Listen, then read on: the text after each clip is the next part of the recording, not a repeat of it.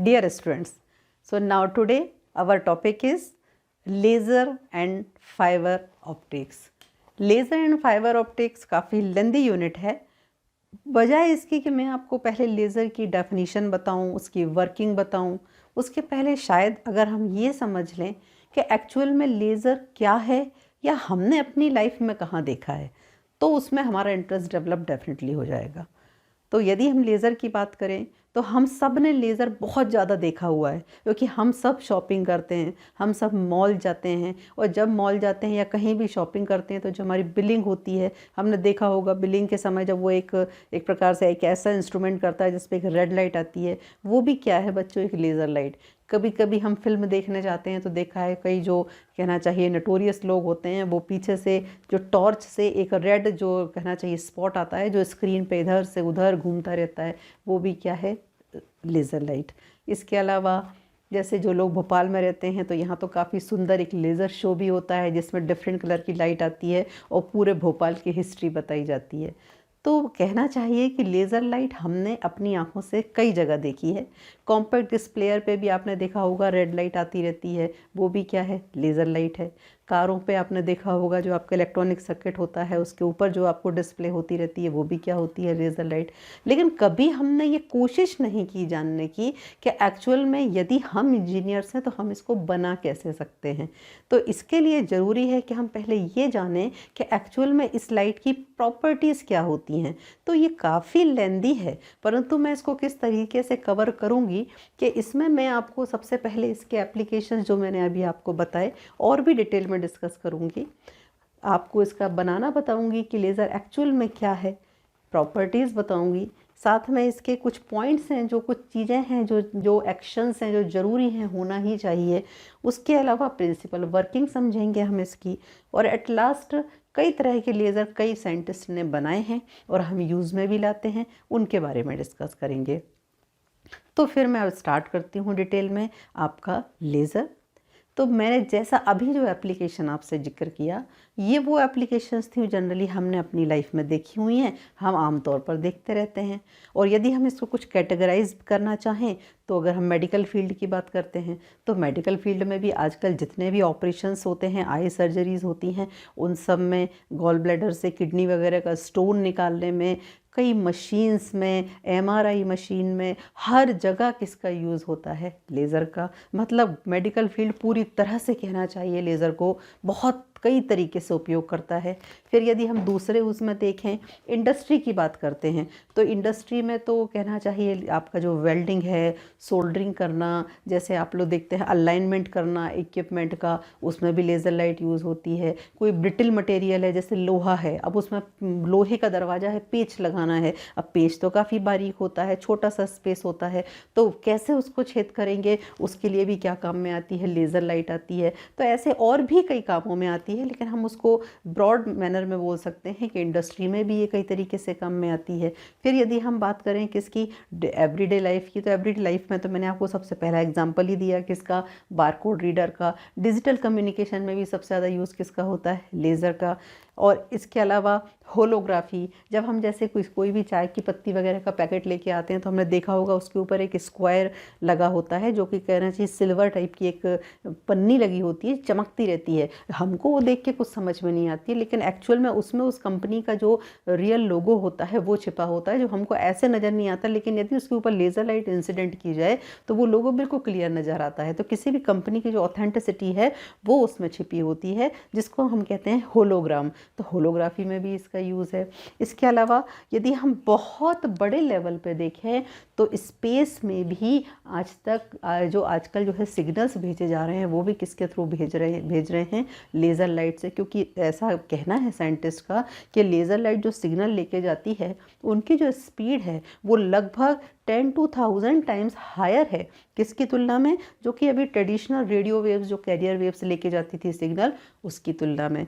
तो इतना सब बताने के बाद, यानी ये सारे वो फील्ड्स हैं कहना चाहिए जो हमारे चारों तरफ हैं, हर जगह हम उसका यूज़ करते हैं, तो क्यों नहीं हम उसको पढ़ना चाहेंगे कि एक्चुअल में वो है क्या। तो अगर स्टार्ट करते हैं इसको, तो सबसे पहले हम इसका फुल फॉर्म ही यदि समझ लें तो अपने आप में शायद हम लेज़र को बहुत हद तक समझ पाएंगे। तो लेज़र जो है, there is L for light, यानी इसमें जो स्पेशली हमने लिया है वो क्या है, light. So light, A for amplification means amplified करना, बढ़ाना, लाइट की इंटेंसिटी को क्या करना, इंक्रीज करना। बाय स्टिमुलेटेड एमिशन, ये वर्ड बिल्कुल ही अननोन है और मैं अभी इसके बारे में आपसे डिस्कस बिल्कुल नहीं करूँगी, क्योंकि ये काफ़ी आगे जाके मैं आपको समझाऊंगी, तब आपको समझ में आएगा। ऑफ रेडिएशन, एक प्रकार का क्या है, रेडिएशन है। तो फिलहाल हमें जो समझ में आ रहा है जो प्राइमरी लेवल पे, तो वो वर्ड्स हम इनको देख सकते हैं, लाइट एम्पलीफिकेशन। लेज़र एक ऐसा है, कहना चाहिए डिवाइस है जो आम लाइट को क्या कर देती है, एम्पलीफाइड कर देती है। यानी अगर हम एक बल्ब की लाइट देखते हैं, एक ट्यूबलाइट की लाइट देखते हैं और लेज़र लाइट देखते हैं, तो दोनों में बहुत अंतर है। तो अंतर क्यों है, क्योंकि वो क्या है, लाइट क्या है, उसकी इंटेंसिटी क्या है, ज़्यादा है। एक एग्जांपल आप लोग ऐसा करके भी देख सकते हो कि जो लेज़र लाइट की जो टॉर्च आती है, यदि वो टॉर्च आप 1 मिनट 2 मिनट के लिए अपनी आँख पर डालते हैं, तो उसके बाद जैसे ही आप वो टॉर्च हटाएंगे तो वो रेड लाइट हटते ही आपकी आंखों के सामने एकदम अंधेरा छा जाएगा सेकंड्स के लिए, और फिर जाके आपको देखना शुरू होगा। और डेफिनेटली यदि हम उसको ज़्यादा समय करेंगे इस तरीके से, तो आंख को वो नुकसान पहुंचा ही सकती है। मतलब इस लाइट की इंटेंसिटी क्या है, बहुत ज़्यादा है। जबकि हम बल्ब की रोशनी में, ट्यूबलाइट की रोशनी में तो बहुत पूरे पूरे दिन भी बैठे रहते हैं, तो हमको उस लाइट से कोई नुकसान नहीं है। तो एक्चुअल में ये किस तरीके से लाइट एम्पलीफाइड हो जाती है, तो एप्लीकेशन देखा हर फील्ड में है, क्या है देखा कि एक प्रकार का एम्पलीफिकेशन है, बट कैसे बनता है वो आगे की प्रोसेस में समझ में आएगा, इसलिए उसको मैं डिस्कस बिल्कुल नहीं कर रही हूँ। बट हाँ, लास्ट में आप समझ सकते हैं कि एक प्रकार का क्या है बच्चों, रेडिएशन है। ठीक है ना। अब यदि हम ये देखें कि अगर इसकी इतने ज़्यादा उपयोग हैं, तो इसकी कुछ तो प्रॉपर्टीज़ होंगी जिनको लेते हुए इसको बनाया जाता होगा। तो इसकी क्या ऐसी प्रॉपर्टीज़ हैं, तो सबसे पहली प्रॉपर्टी तो जो हमको देखने में आती है, हम बारकोड रीडर पे देखते हैं, हम उस टॉर्च पे देखते हैं कि हम उसमें कलर नज़र आता है। यानी मान लो हो सकता है वो रेड कलर हो, वो ग्रीन कलर हो, कोई भी एक सिंगल कलर नज़र आता है। जबकि हमारे सामने जो बल्ब की रोशनी होती है, बल्ब यदि येलो है तो हमको येलो दिखेगा, वाइट है तो वाइट नज़र आएगी, लेकिन हमको उसमें कलर्स नज़र नहीं आते। लेकिन लेज़र लाइट जो होती है, जैसे मैं बताया भोपाल में लेज़र शो होता है, तो उसमें भी डिफरेंट कलर की लाइट्स जो होती है वो कहना चाहिए इंसिडेंट की जाती है। तो पहला तो इसका प्रॉपर्टी ये हो गया कि ये लाइट जो है हमको कलर्स में नज़र आती है।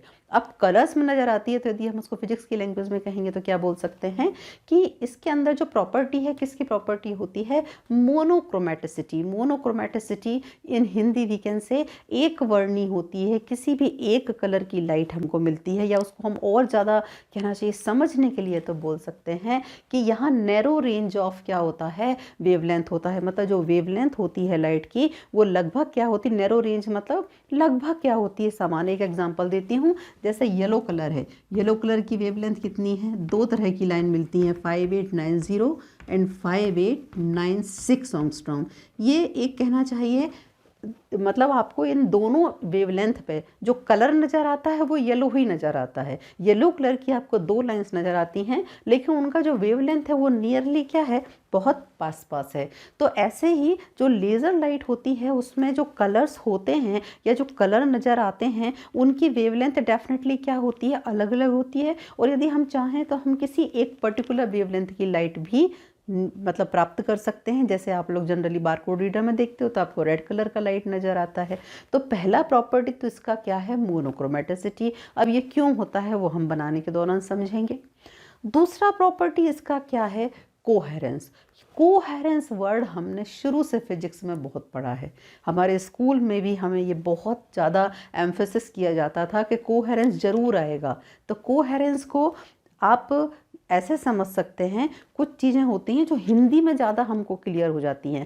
कोहेरेंस को हिंदी में बोलते हैं, जैसे मैंने मोनोक्रोमेटिसिटी को क्यों हिंदी में बोला, एक वर्ण, क्योंकि कई वर्ड हिंदी में आपको पूरी तरह से उसका डेफिनेशन दे देते, एक वर्ण मीन्स एक कलर, मतलब हमको किसी भी एक कलर की लाइट मिल सकती है।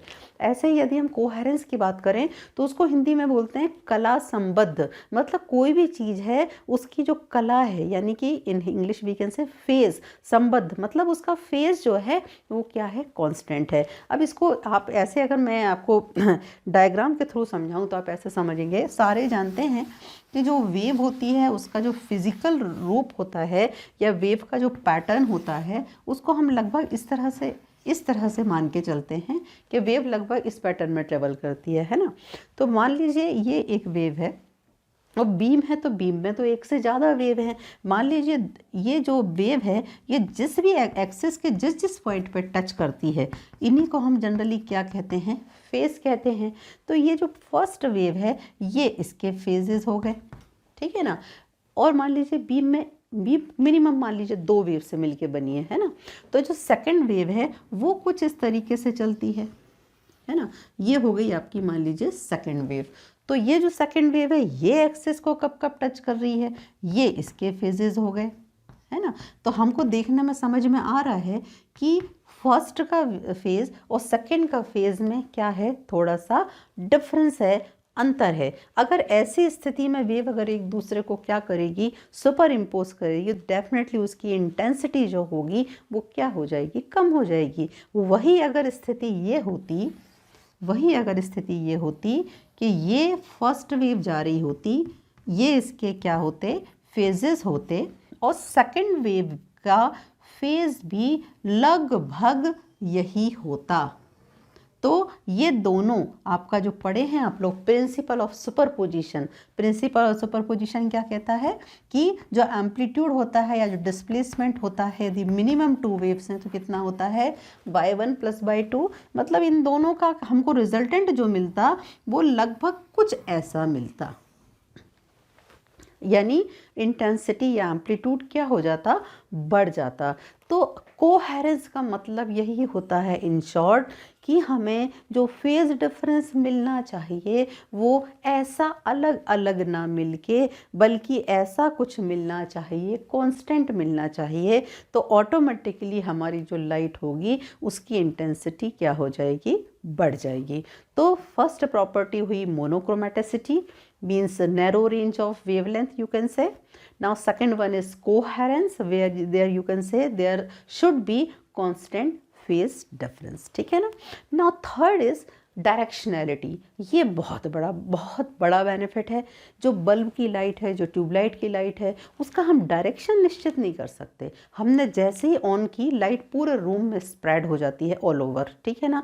अब यदि हमें उसको किसी एक खास पॉइंट पे भेजना है तो उस खास पॉइंट पे भेजने के लिए हमारे पास डायरेक्शन नहीं है, दूसरा क्या नहीं है, इंटेंसिटी नहीं है।